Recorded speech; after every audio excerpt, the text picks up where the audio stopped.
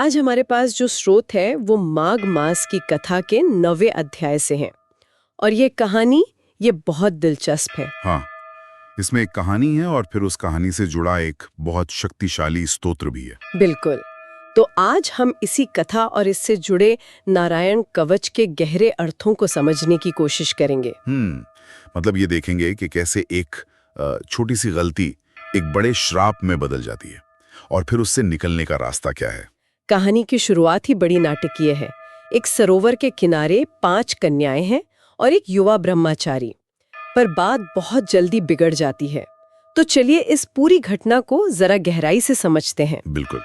तो कथा में ऐसा है कि 5 कन्याएं एक ब्रह्मचारी से गंधर्व विवाह करने के लिए कहती हैं। गंधर्व विवाह यानी बिना किसी रीति रिवाज के आपसी सहमति से शादी। हाँ, और वो तर्क भी देती हैं। कहती हैं कि अच्छी औषधि, ऊंचे कुल की सुंदर नारी और मंत्र, ये अवसर जब भी मिले इन्हें स्वीकार कर लेना चाहिए, टालना नहीं चाहिए। और यहीं पर धर्म के 2 अलग-अलग पहलुओं का टकराव दिखता है। वो कैसे? देखिए, एक तरफ कन्याएं हैं जो काम को यानी अपनी इच्छा की पूर्ति को प्राथमिकता दे रही हैं। उनके लिए वही उस पल का धर्म है। अच्छा। और दूसरी तरफ वो ब्रह्मचारी है जो अपने व्रत पर मतलब विद्यार्थी जीवन के धर्म पर अड़ा हुआ है। उसका कहना है कि वो गुरु की आज्ञा के बिना विवाह नहीं कर सकता। बिल्कुल। तो एक तरह से ये इंस्टेंट ग्रेटिफिकेशन और लॉन्ग टर्म गोल्स के बीच की लड़ाई है। और जब ब्रह्मचारी नहीं मानता तो कन्याएं बल प्रयोग करती हैं। हाँ। कोई उसकी भुजाएं पकड़ लेती है, कोई आलिंगन करती है और एक उसका मुख चूम लेती हैं। और बस यहीं पर बात बिगड़ जाती है। एकदम। ब्रह्मचारी को क्रोध आ जाता है, बहुत ज्यादा क्रोध। वो उन्हें श्राप देता है, तुम तो डायन की तरह मुझसे चिपटी हो, इस कारण पिशाचनी हो जाओ। ये तो बहुत कठोर प्रतिक्रिया लगती है। ये अलुबाकलीन है। बिल्कुल एक डिस्प्रोपोर्शनेट रिएक्शन। और ये दिखाता है कि तपस्या से जो ऊर्जा आती है, अगर उस पर संयम ना हो तो वो क्रोध में बदलकर कितनी विनाशकारी हो सकती है। मतलब वो ऊर्जा एक 2धारी तलवार की तरह है। सही कहा, जिसका इस्तेमाल निर्माण और विनाश दोनों के लिए हो सकता है। यहाँ उस ब्रह्मचारी ने अपनी ऊर्जा का इस्तेमाल विनाश के लिए कर दिया। और बात यहीं खत्म नहीं होती। वो कन्याएं भी चुप नहीं रहती। अच्छा। वो पलटकर उससे श्राप दे देती हैं कि तुम्हारी इस धर्महीनता के कारण तुम भी पिशाच हो जाओ। अरे। और बस एक पल के गुस्से में वो 6 की 6 जिंदगियां बर्बाद हो जाती हैं। सब श्रापग्रस्त होकर भटकने लगते हैं। और यही इस कहानी का पहला बड़ा सबक है कि क्रोध का एक लम्हा कितनी बड़ी तबाही ला सकता है। उन सब ने जो भी हासिल किया था, कन्याओं ने अपना रूप, ब्रह्मचारी ने अपनी तपस्या, सब एक झटके में खो दिया। कई साल बीत जाते हैं। कहानी में एक मोड़ आता है। उसी सरोवर पर लोमश ऋषि स्नान करने आते हैं और वो पिशाच बने 6 लोग उन पर हमला करने की कोशिश करते हैं। ठीक है, लेकिन ऋषि के तेज के आगे टिक नहीं पाते होंगे। बिल्कुल नहीं। तभी वहां ब्रह्मचारी के पिता वेदनिधि पहुंच जाते हैं और ऋषि को सारी कहानी बताते हैं। तो यहाँ से समाधान का रास्ता खुलता है। हाँ। लोमश ऋषि को उपाय बताते हैं। माँ के महीने में उनके साथ नियम पूर्वक स्नान करना। माघ स्नान। कथाओं में इसका बहुत महत्व बताया गया है। कहते हैं कि इसका फल राजसूई और अश्वमेध यज्ञ से भी बड़ा होता है। जी, और ये भी कि ये 7 जन्मों के पापों को भी नष्ट कर सकता है। और इसी बात को और प्रभावी बनाने के लिए लोमश ऋषि एक उदाहरण भी देते हैं। अच्छा, क्या उदाहरण है? वो अवंती देश के राजा वीरसेन की बात करते हैं, जिन्होंने बड़े बड़े यज्ञ किए थे। मतलब अपनी शक्ति और प्रतिष्ठा के चरम पर थे वो। ठीक है। और दूसरी तरफ एक भद्रक नाम का मूर्ख और पापी ब्राह्मण था। मतलब एक आदर्श राजा और एक पापी ब्राह्मण, एकदम विपरीत। हाँ। उस भद्रक ने कुछ नहीं किया, बस माघ में सिर्फ 3 दिन प्रयाग में स्नान किया। सिर्फ 3 दिन? सिर्फ 3 दिन। और कथा के अनुसार जब राजा और वो ब्राह्मण दोनों की एक ही दिन मृत्यु हुई तो इंद्रलोक में दोनों का पद, तेज और सुख सब कुछ बिल्कुल बराबर था। 1 मिनट, ये बात कुछ हजम नहीं हुई। मुझे भी पहली बार पढ़ के ऐसा ही लगा था। मतलब एक राजा पूरी जिंदगी इतने बड़े बड़े यज्ञ करे। हाँ। और एक पापी ब्राह्मण सिर्फ 3 दिन स्नान करके उसके बराबर पहुंच जाए। ये तो कर्म के सिद्धांत के खिलाफ नहीं लगता? सवाल तो यही उठता है। ये सवाल बहुत स्वाभाविक है और इसका जवाब मेरे ख्याल से कथा के गहरे संदेश में है। ये कर्म के सिद्धांत को नकार नहीं रहा। तो फिर क्या कह रहा है? ये कर्म की गुणवत्ता और एक तरह के आध्यात्मिक लिवरेज के विचार को सामने ला रहा है। आध्यात्मिक लिवरेज? ये क्या होता है? मतलब हर कर्म बराबर नहीं होता। सही समय, सही स्थान और सही भाव, इन सब से एक छोटे से काम का असर भी बहुत बड़ा हो सकता है। जैसे एक छोटा सा लिवर एक बहुत बड़े पत्थर को हिला सकता है, अच्छा। वैसे ही माघ का महीना, प्रयाग जैसा तीर्थ स्थान और शायद उस ब्राह्मण का पछतावा, इन सब ने मिलकर उस छोटे से कर्म को कई गुना शक्तिशाली बना दिया। समझी। तो ये कर्म का कोई शॉर्टकट नहीं है, बल्कि एक तरह का स्मार्ट वर्क है। मतलब काम कितना बड़ा है, इससे ज्यादा जरूरी है कि वो कब और कैसे किया गया। बिल्कुल सही। ये दिखाता है कि प्रायश्चित के लिए, बदलाव के लिए रास्ते हमेशा खुले हैं, बस सही मार्गदर्शन चाहिए। तो ऋषि ने उन्हें पाप धोने का एक तरीका तो बता दिया, लेकिन सिर्फ पाप धोना ही काफी नहीं होता, भविष्य के खतरों से भी तो बचना होता है।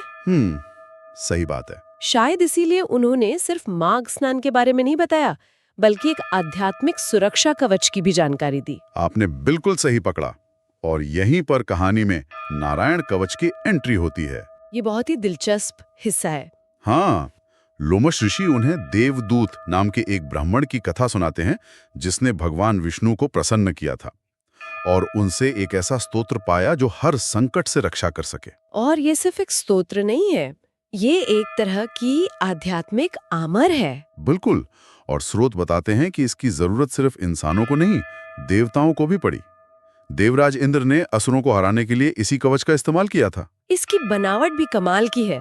ये सिर्फ हे भगवान मेरी रक्षा करो जैसी सामान्य प्रार्थना नहीं है। नहीं, ये बहुत विस्तृत है। इसमें भगवान विष्णु के अलग अलग अवतारों और अस्त्र शस्त्रों से शरीर के हर अंग और हर परिस्थिति में रक्षा की प्रार्थनाएं। जैसे मत्स्य अवतार जल में, वामन भगवान जमीन पर और त्रिविक्रम भगवान आकाश में रक्षा करें। ये तो एक 360 डिग्री प्रोटेक्शन प्लान जैसा लगता है। बिल्कुल। और ये सिर्फ जगह तक सीमित नहीं है, समय पर भी लागू होता है।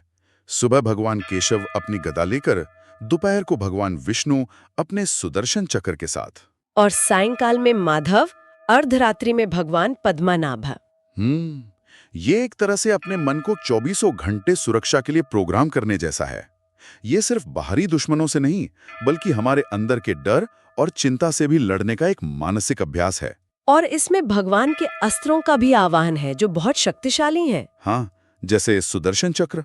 सुदर्शन चक्र से प्रार्थना की गई है, जैसे आग हवा की मदद से सूखी घास जला डालती है, वैसे ही आप हमारी शत्रु सेना को जला दीजिए। और शंख से भी प्रार्थना है कि वो अपनी भयंकर ध्वनि से शत्रुओं का दिल दहला दे। तो ये सिर्फ रक्षा नहीं, बल्कि सक्रिय रूप से नकारात्मकता को नष्ट करने की प्रार्थना है। बिल्कुल।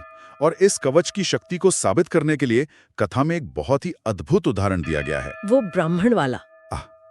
कौशिक गोत्र के एक ब्राह्मण ने यह कवच धारण कर मरुभूमि में अपना शरीर त्याग दिया था।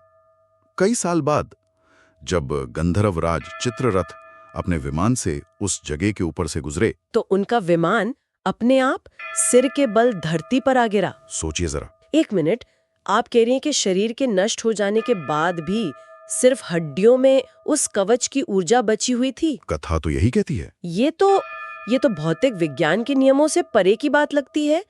स्रोत इसे किसी चमत्कार की तरह बताते हैं। स्रोत इसे उस कवच की अमोघ शक्ति के रूप में प्रस्तुत करते हैं। इसका आध्यात्मिक तर्क ये है कि मंत्रों की जो ऊर्जा होती है, जो वाइब्रेशन होती है, वो सिर्फ हमारे चेतन मन तक नहीं रहती। अच्छा। वो हमारे शरीर के कण कण में समा जाती है। इस कहानी के अनुसार वो ऊर्जा इतनी शक्तिशाली थी कि शरीर के नष्ट हो जाने के बाद भी उन हड्डियों में एक अवशेष के रूप में बनी रही। वो हड्डियां एक तरह का रेलिक बन गई। कमाल है। ये दिखाता है कि इस कवच की शक्ति को भौतिक सीमाओं से कितना परे माना गया है। बिल्कुल। श्राप बनी और फिर समाधान मिला एक खास अनुष्ठान और एक रक्षा स्तोत्र से। बिल्कुल। और यहाँ जो गहरा इंसाइट है वो ये है कि समाधान सिर्फ और ज्यादा अच्छे कर्म करो नहीं है। तो क्या है? यहाँ समाधान एक तरह का पैटर्न इंटरप्ट है। वो सभी पिशाच बन के एक ही दुख के चक्र में फंसे हुए थे। माघ स्नान उस चक्र को तोड़ने के लिए एक शारीरिक और मानसिक रीसेट बटन की तरह काम करता है। और नारायण कवच आधुनिक मनोविज्ञान में जिसे हम प्रोटेक्टिव विजुअलाइजेशन या पॉजिटिव एफर्मेशंस कहते हैं, हाँ, ये उसका एक बहुत ही परिष्कृत और शक्तिशाली रूप है। ये सिर्फ शब्द दोहराना नहीं है, ये अपने मन में एक अभेद्य किले की कल्पना करना है जिसकी रक्षा स्वयं ब्रह्मांड की सर्वोच्च शक्ति कर रही है। मतलब ये अपने अवचेतन मन को सुरक्षा और निडरता के लिए प्रोग्राम करना है। बिल्कुल, ताकि बाहरी चुनौतियां आप पर असर ना कर सके। मतलब एक तरफ कर्म के फल को शुद्ध करने के लिए एक क्रिया है हम्म और दूसरी तरफ भविष्य के लिए मन को मजबूत करने का एक मानसिक अभ्यास। दोनों मिलकर ही पूरी तरह से मुक्ति का मार्ग बनाते हैं। आपने एकदम सही सार निकाला। ये कथा यही बताती है कि कर्मों का फल गंभीर होता है, लेकिन कृपा, प्रायश्चित और सही मार्गदर्शन से उन फलों को बदला जा सकता है और जीवन को एक नई दिशा दी जा सकती है। तो आज हमने एक सरोवर के किनारे हुई एक लड़ाई से लेकर देवलोक और एक प्राचीन स्तोत्र की मनोवैज्ञानिक शक्ति तक की एक अद्भुत यात्रा की। बिल्कुल। और स्रोतों में देवदूत द्वारा रचे गए इस स्तोत्र को अध्यात्म विद्या का सार कहा गया है। अध्यात्म विद्या का सार। हाँ, और ये एक सोचने वाला सवाल छोड़ जाता है कि सच्चा कवच क्या वो सिर्फ शब्दों का पाठ करना है या उनके पीछे के आध्यात्मिक सत्य को अपने जीवन में उतारना है।